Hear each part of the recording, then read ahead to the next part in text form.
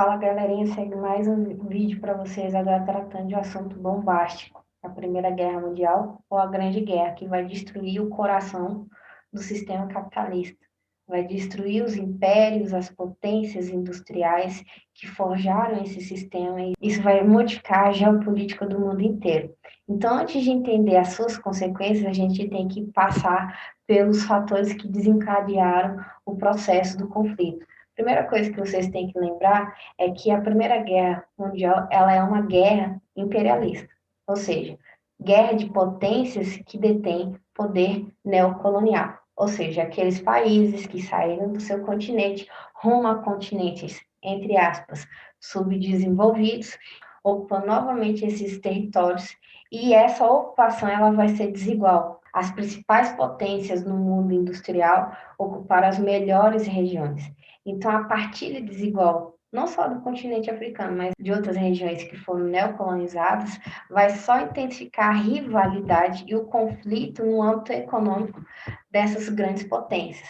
Isso sem contar a rivalidade entre Inglaterra e Alemanha. Por quê? A Alemanha, até o final do século XIX, ela não era unificada, eram reinos germânicos. Então, em poucos anos, o Império Alemão se desenvolveu economicamente, belicamente, ao ponto de concorrer de igual com as potências seculares industriais, França e principalmente Inglaterra. E isso vai ser, velho, visto com a dor no cotovelo por essas potências, porque eles levaram séculos para desenvolver a industrialização, erraram várias vezes no meio do caminho. Aí vem os alemães, vendo o que eles erraram, não cometeram os mesmos erros, e inovaram de forma pesada o setor industrial e se tornaram uma grande potência em menos de 50 anos. Fala sério, precisamos combater esse império. Leve em conta que a gente está no período de neocolonização, então a Alemanha foi sanguinária também, participou da partilha do continente africano, ocupou regiões também, não foram as melhores, mas ocupou. Isso só vai aumentar o ranço que a Inglaterra sente pela Alemanha. Isso sem contar o sentimento de revanchismo que os franceses tinham para com quem? O Império Alemão. E se deve à unificação alemã. A Alemanha, no seu processo de unificação, ela vai anexar territórios que eram antes territórios franceses. Então, isso vai gestar paulatinamente um revanchismo por parte dos franceses. Então, prestem atenção: as duas grandes potências imperialistas europeias na época, Inglaterra e França, tinham em comum o quê? O inimigo, uma pedra no sapato chamado Império Alemão. E isso vai ser importante para vocês entenderem os sistemas de parceria que vão se desenvolver ao longo do conflito. Outra coisa importante, lá na Europa Oriental, sob a liderança do Império Russo, vai se desenvolver pan-eslavismo, que é o seguinte: a Rússia, que era um dos maiores territórios na Europa Oriental, habitado, né, digamos assim, por eslavos, povos eslavos, ele vai defender a ideia da união de todos os povos eslavos. Isso não só do território do Império Russo, todos os territórios da Europa Oriental que tivesse a maioria de povos eslavos, ou historicamente são habitados por povos eslavos. Expansão nacionalista eslava, sob uma mesma bandeira. A gente vai ter na Europa Central, com a liderança do Império Alemão, a ideia do pan-germanismo, que vai defender a mesma ideia, a expansão do Império Alemão para anexar todos os territórios habitados por povos germânicos, porque no processo de unificação da Alemanha, alguns povos germânicos ficaram de fora do rolê. A ideia deles é expandir o Império Alemão por todo o território historicamente germânico. Esses dois movimentos são importantes também para a gente entender o tabuleiro da guerra. Então, de um lado, a gente tem o Império Russo, levantando a bandeira dos eslavos, do outro lado, o Império Alemão, levantando a bandeira dos germânicos. Esse mapa, ele representa exatamente esse sistema de parcerias ou de alianças que vão surgir no período pré-guerra e durante a guerra. Os primeiros países a se unirem e formarem a Tríplice Aliança em 1882 é a Alemanha, né, o Império Alemão, com o Império Austro-Húngaro.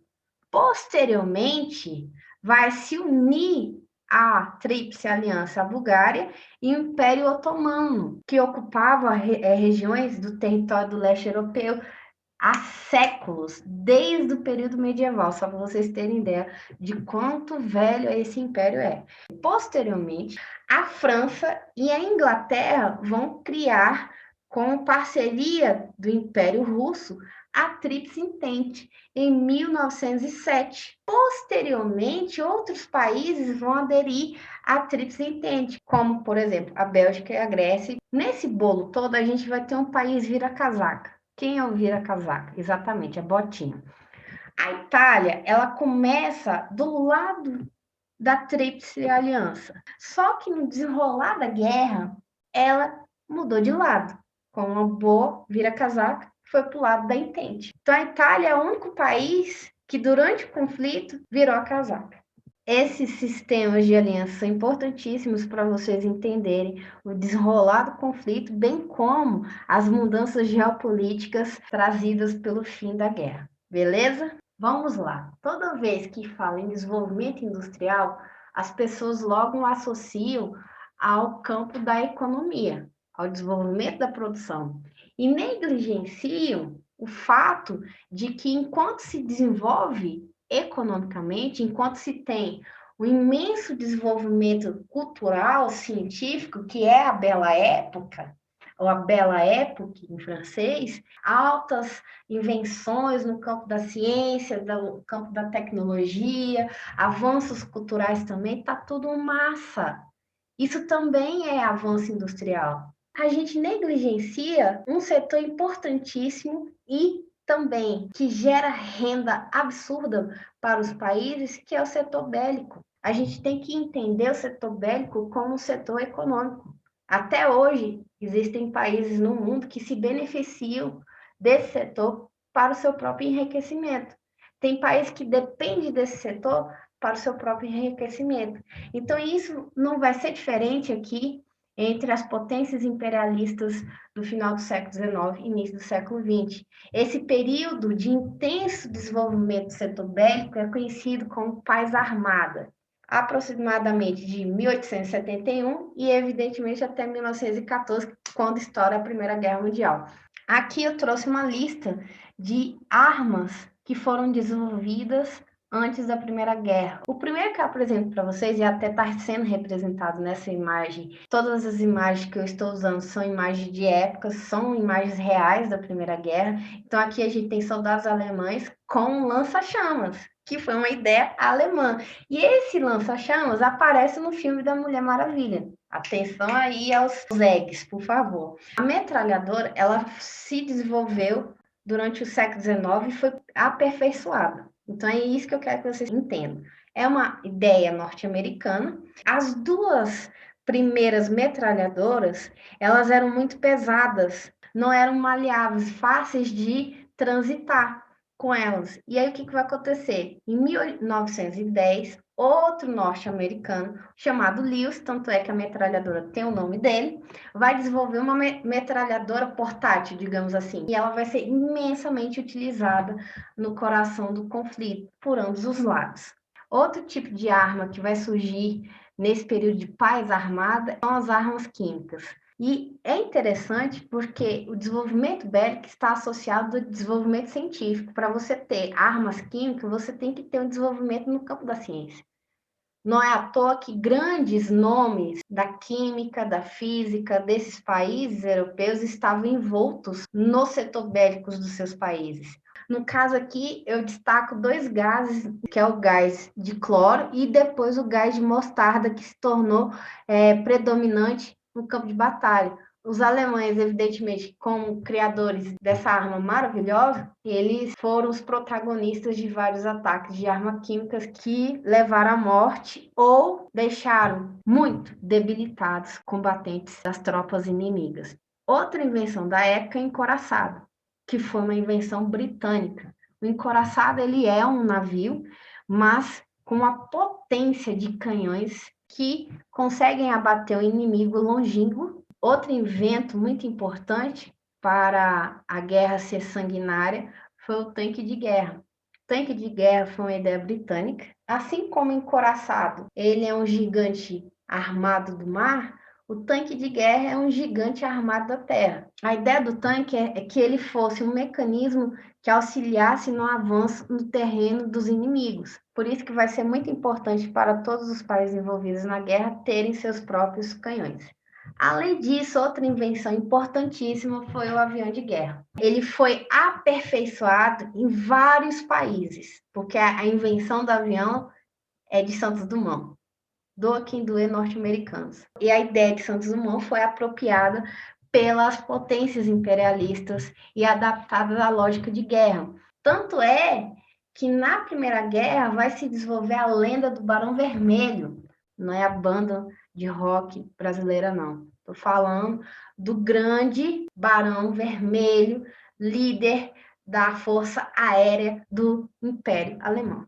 O cara bombardeou legal aí as tropas da Aliança Entente, né? E morreu jovem em batalha. Outra ideia muito importante, e depois vai ser aperfeiçoada ao longo do século XX, é o submarino. O primeiro submarino desenvolvido na história foi no século XVIII, por um norte-americano, para combater as tropas britânicas, a Marinha Britânica especificamente, no processo de independência dos Estados Unidos. A ideia é chegar próximo aos navios ingleses, que era uma potência, lembre-se que a marinha inglesa é uma potência, sem ser visto e destruir o navio.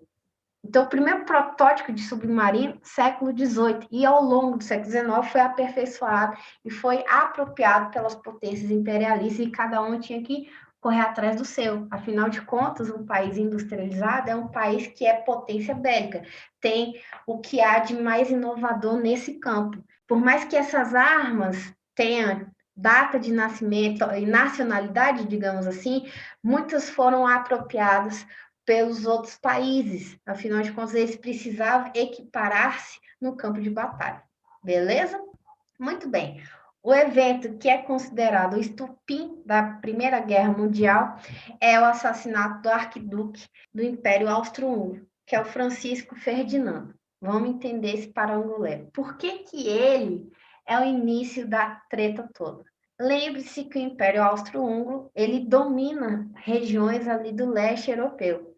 Muitas daquelas regiões do leste europeu saíram e entraram de domínios de impérios ao longo da sua história. E tudo que eles querem é o quê? Independência. Assim como a Alemanha fez a tua, assim como a Itália fez a sua, eles querem independência, eles querem sair do jugo de um império.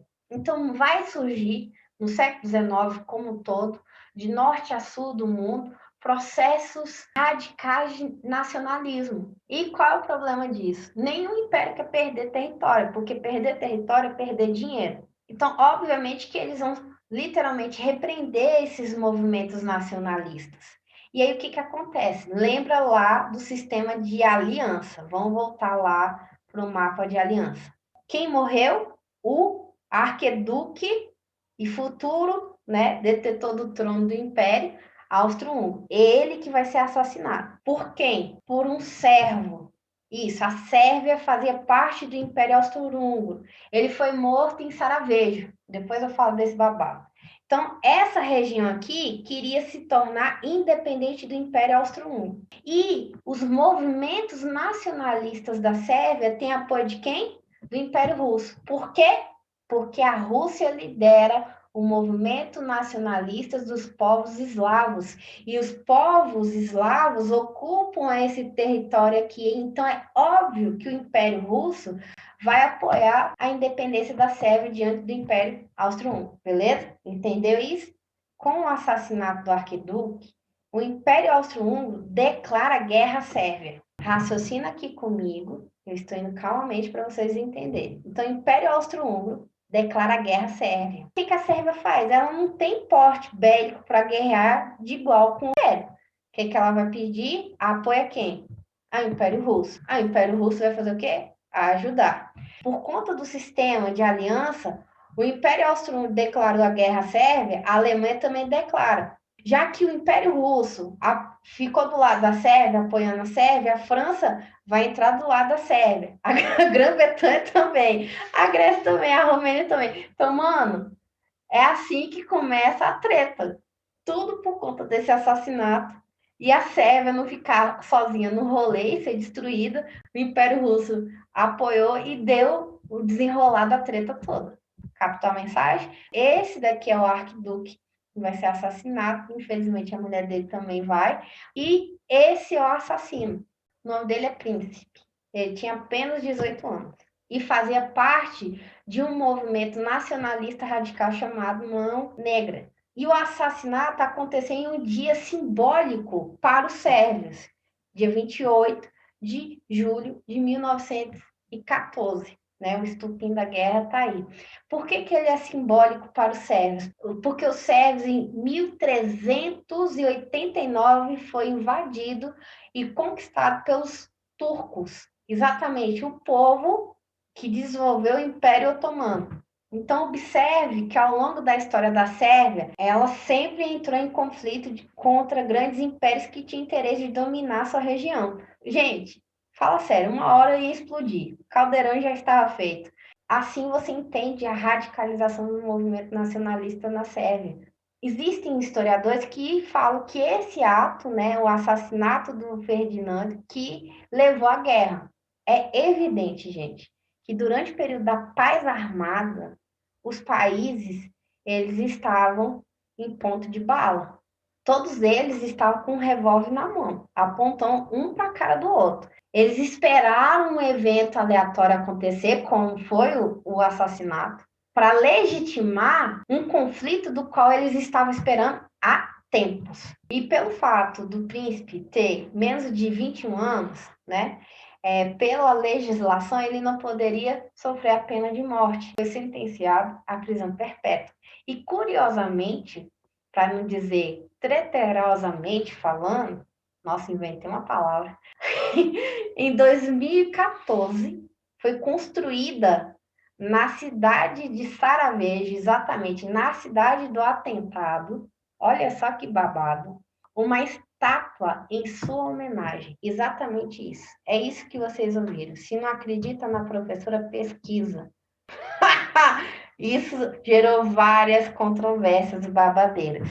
Mas é um fato, tá aí para vocês verem, beleza? Enfim, a guerra começa, os países já estão armados até o dente, vão com tudo, com seus canhões, tanques, com as suas metralhadoras, com seus encoraçados, com as suas armas químicas, principalmente na primeira fase do conflito. A gente pode dividir a guerra em duas etapas. A primeira etapa é a etapa da guerra de movimento, que vai de 1914 até 1915, que representa os avanços significativos no território do inimigo.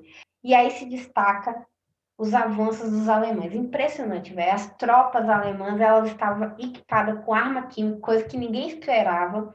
Então, as tropas alemãs eram muito fortes e eles conseguiram dominar territórios franceses e belgas também. Foram os principais países que sofreram a invasão da potência alemã. E aí, o que vai acontecer? No final desse período, a Itália, meus amigos, vira casaca. Vai e apoia a Tríplice Entente. Na segunda fase da guerra, a gente vai ter uma mudança. Enquanto que a primeira fase foi uma fase de movimentação de tropas, a segunda fase é uma fase de imobilismo tático. Eles não vão avançar. Ou se avança é muito pouco. É a guerra da trincheira. A ideia, na real, era não perder território já conquistado ou impedir que tropas inimigas conquistem seu território. No meio dessa fase, vai acontecer um babado muito forte lá no Império Russo. O quê? Estourou a Revolução Russa lá. E aí, internamente, o Império Russo está um caos, por várias razões. Entre as potências, digamos assim, da Tríplice Entente, o mais atrasado belicamente, adivinha quem é? Isso, o Império Russo. Logo em seguida, em abril de 17, quem é que entra na guerra? Os Estados Unidos, ao lado da Tríplice Entente. Novamente, se você colocar na balança, os impérios estão ficando sozinhos. Império Alemão, Otomano, o Império Austro-Húngaro, contra a maioria de países europeus com apoio dos Estados Unidos, que estava lá, quietinho na dele, tomando sua coca, vendo as potências imperialistas se destruindo e falando, eu vou me tornar superpotência, vão se destruindo. Por quê? O continente americano não foi atingido diretamente pela guerra. O foco do desenvolvimento da guerra ficou no norte do continente africano, o início ali da Ásia Ocidental, ali no Oriente Médio, e Europa. E os Estados Unidos ficou de longe, dentro da sua política de isolamento, América para americanos, eles estão lá desenvolvendo essa indústria de consumo interno, essa indústria bélica também, afinal de contas, muitas invenções deles foram usadas na guerra. Parece que tudo está perdido para a Tríplice Aliança. Aí vem uma luz no fim do túnel, digamos assim, só que não.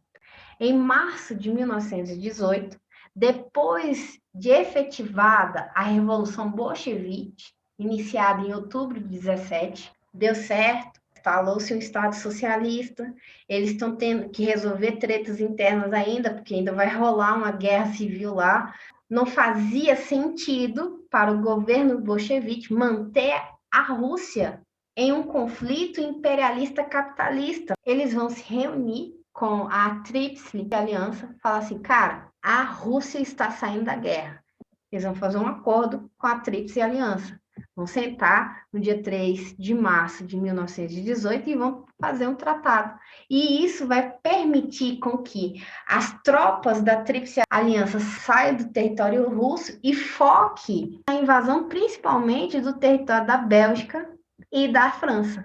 Era uma forma de intensificar o contingente de tropas na frente ocidental, digamos assim, da guerra. E no tabuleiro de guerra, representaria para a Tríplice Aliança menos um para combater. Muito bem, a guerra termina. Depois que sai Rússia entre os Estados Unidos, não muda a situação para o Império Alemão, Austro-Húngaro e Otomano, eles estão isolados e, consequentemente, serão derrotados.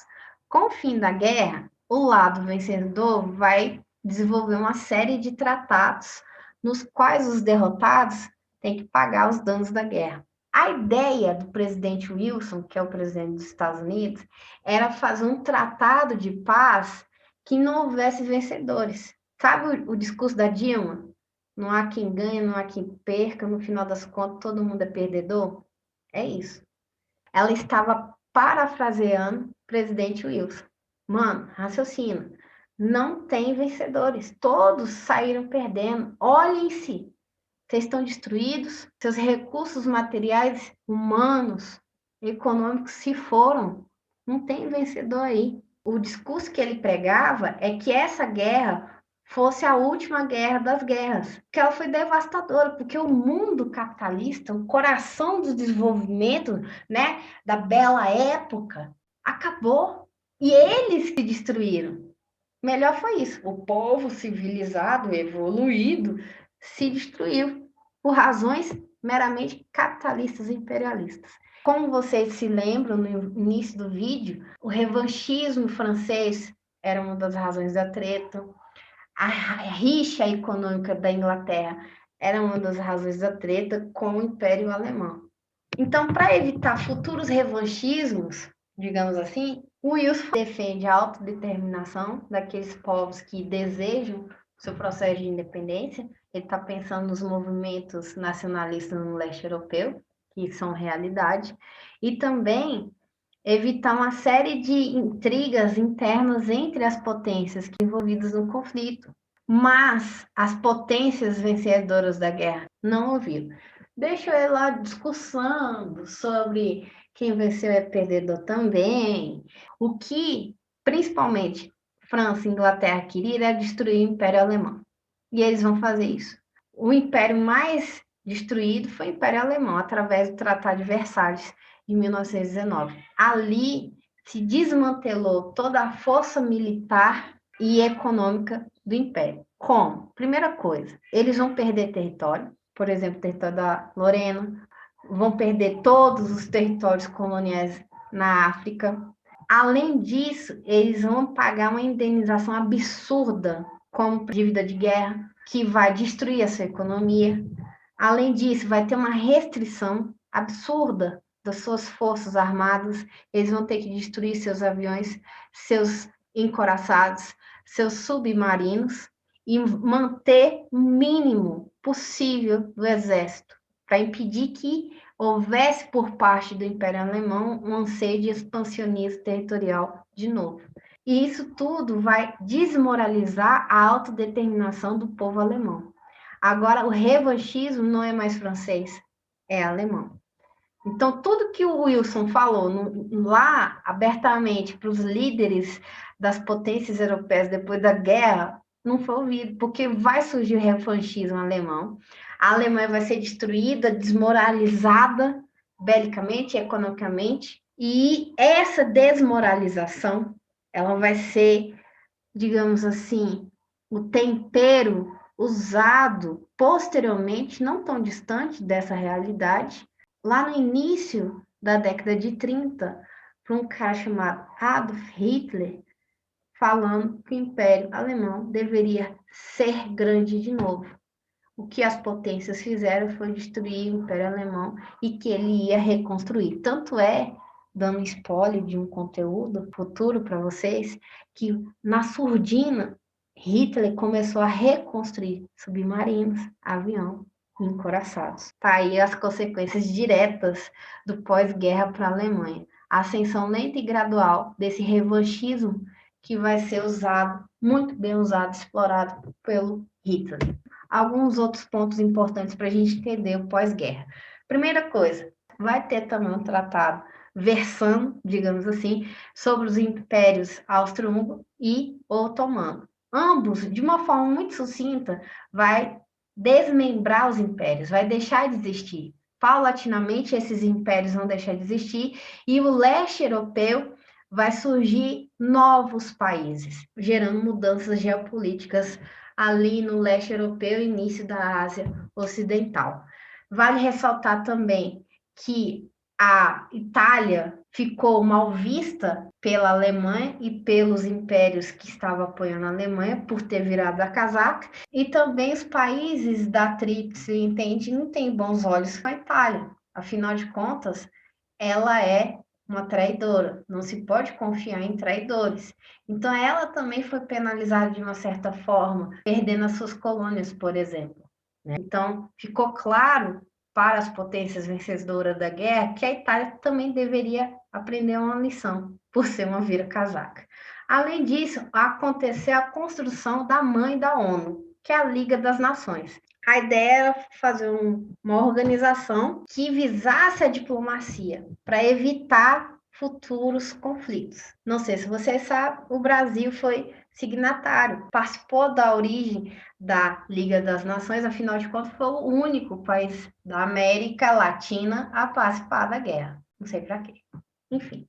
E por fim, obviamente, fumando seu cigarrinho na Nice, tio Sam paulatinamente vai ascendendo como uma potência capitalista no mundo. Porque quem é que vai emprestar dinheiro, produtos alimentícios para os países em ruína? Quem? Principalmente Estados Unidos. O Brasil também vai fazer isso, vai apoiar, vai, afinal de contas, o Brasil é uma fazenda para o mundo, e isso vai ser bom, um certo ponto, para a economia do Brasil, mas o maior, digamos assim, beneficiado da destruição das potências imperialistas europeias foi os Estados Unidos, porque ele era o único que tinha condição monetária de reerguê-la. Enquanto isso, lá na Rússia está se desenvolvendo as tretas todas da Revolução Bolchevique. Beleza? Muito bem. Esse é o quadro geopolítico da Europa antes da guerra. Observem aqui o Império Russo, o tamanho dele. Observe o Império Austro-Húngaro aqui, a Alemanha aqui e o Império Otomano. Isso vai mudar. Observe aqui agora. Olha só, antes, depois. Olha só, lá no leste europeu surgiram vários países, ou que estavam sob domínio do Império Russo, ou que estavam sob domínio do Império Alemão, ou que estavam sob domínio do Império Austro-Húngaro, ou que estavam sob domínio do Império Otomano. Paulatinamente foi se desenvolvendo esses países no leste europeu, beleza? Esse é importantíssimo para a gente entender o desenrolar de uma nova guerra que vai surgir nesse território cheio de babados fortes. Beleza? Muito bem, não poderia deixar de lado a participação das mulheres na Primeira Guerra Mundial. Obviamente que os homens foram o maior contingente de soldados para a guerra, mas as mulheres também participaram da guerra em dois sentidos: trabalhando, saindo de casa e trabalhando. Quem era do campo foi para a roça desenvolver alimentos primários para a subsistência das tropas. Na cidade, elas foram para as indústrias, principalmente indústrias bélicas, desenvolvimento de balas, por exemplo, mas em vários setores econômicos, ou seja, elas literalmente movimentaram a economia dos países envolvidos na guerra para servir de amparo àqueles que foram para o campo de batalha. Mas elas também participaram do campo de batalha, não só como enfermeiras. A gente pensa em mulheres na guerra só como enfermeiras, nem pensa como médica, né? Tamanho preconceito que se tem de ter uma mulher com arma na mão fazendo o que um homem faz numa tropa. Existia como mecânicas, várias atividades importantes, relevantes dentro de um conflito. Qual é a consequência da participação efetiva das mulheres, principalmente nos países da Aliança Entente? Esses países fizeram propagandas como essas propagandas aqui, britânicas, apoiando a participação da mulher no desenvolvimento da economia para ajudar as tropas. Enquanto você está na batalha, ela está aqui no batente. Qual é a consequência disso? Quando os homens voltam, e se voltam, as mulheres não querem voltar ao lar, ser só domésticas, dona de casa, ser uma boa mãe, uma boa esposa. Não. Elas querem continuar trabalhando. Qual é o problema? Elas trabalhando, os homens perdem o campo, mercado de trabalho. O salário da mulher é mais baixo do que dos homens. Os empresários achavam muito mais interessante ter uma fábrica cheia de mulheres do que homens, porque o homem é mais caro. Existe ainda isso. Ainda tem gente, no pleno século XXI, defendendo divisões salariais por uma questão de gênero. Fala sério. E aí, o que acontece? Muitas dessas mulheres continuam trabalhando, adquirindo o quê? Liberdade financeira. Muitas delas viviam em condições familiares, digamos assim, matrimoniais, que não queriam. A partir do momento que conquistou liberdade econômica, vaza, vou fazer minha vida do jeito que eu quero. Então, a partir da Primeira Guerra Mundial, a gente vai ver, não só na Europa, mas no mundo inteiro, estourar os movimentos sufragistas, movimento pela inserção da mulher não só no mercado de trabalho, mas nas universidades, defendendo as liberdades individuais das mulheres, defendendo melhores condições de trabalho para as mulheres, defendendo que a mulher pode exercer várias funções sociais, além de ser dona de casa, mãe e esposa. Pensando que o mundo ocidental, como um todo, é impregnado pela lógica patriarcal, onde se vê a mulher só como um indivíduo fazendo funções no lar, né, no particular. E aí, o que vai acontecer? Vai começar a estourar na Rússia, Nova Zelândia, Inglaterra, Estados Unidos, depois o Brasil, muito depois, o quê? O voto feminino. Porque elas não tinham que representação parlamentar ou representação no Congresso. Elas vão lutar pela participação feminina nessas esferas de poder, afinal de contas, é assim que vai se mudando as lógicas sociais. E aí elas conseguem paulatinamente vencer no campo da política, no campo da disputa política pelo voto. Nós, mulheres, somos beneficiárias dessa consequência até os dias de hoje. O Brasil, como eu falei para vocês, entrou na guerra, obviamente, a favor de quem? Da Tríplice Entente. Por quê? Isso aí é importantíssimo para vocês entenderem uma mudança no eixo da diplomacia do Brasil. Durante o Brasil Império, o Brasil tinha relações amistosas com o Império Austro-Húngaro, com o Império Alemão. Por quê? Porque a família real descendia, uma parte dela, descendia do Império Austro-Húngaro. Então, tinha uma relação muito forte com o lado lá dos germânicos, digamos assim. Não é à toa que vão investir pesadamente na imigração alemã deles. Enfim, babados à parte, isso vai mudar com a proclamação da República. Os governos na República vão se distanciando dos impérios que antes eram parceiros diplomáticos da lógica imperial do Brasil, e vão se aproximando de quem? Isso mesmo, do Tio Sam. E detalhe, navios brasileiros, mercantis, que estavam levando produto para os países da Entente, vão ser bombardeados por submarinos, principalmente do Império Alemão. E isso vai legitimar o Congresso brasileiro a declarar guerra à Tríplice Aliança e entrar de fato no conflito. Como a gente não tinha um desenvolvimento bélico, muito menos industrial, que nos equiparasse em força no campo de batalha, a assistência do Brasil ficou no campo da medicina, muitos médicos, enfermeiras foram enviados para lá no apoio às tropas e também no monitoramento do Atlântico Sul. Além disso tudo, durante a guerra, o Brasil se beneficiou pela extração da borracha, porque a borracha era matéria-prima para vários instrumentos do dia a dia de uma tropa, uma bota, um cinto, pneu. Então, o Brasil crescer economicamente, exportando essa borracha para o desenvolvimento industrial desses utensílios.